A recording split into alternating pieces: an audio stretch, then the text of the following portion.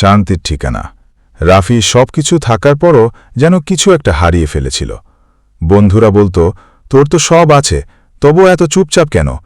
সে নিজেও জানত না উত্তর।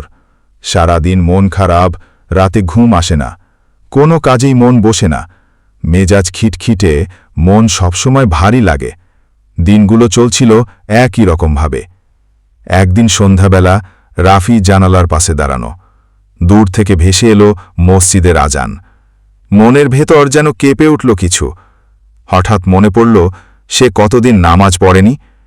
সেই দিন রাতে সে অজু করল, অনেকদিন পর সিজদায় মুখ রাখল, চোখ দিয়ে অশ্রু গড়িয়ে পড়ল নিজের অজান্তেই। কিছু একটা খুলে গেল মনে, ভেতরের একটা ভার যেন হালকা হয়ে গেল। এরপর থেকে রাফি নিয়মিত নামাজ পড়ে, আর আশ্চর্যজনকভাবে মনটা এখন অনেক শান্ত, স্থির। যেটা সে এতদিন খুঁজছিল চারপাশে, সেটা তো সামনেই ছিল।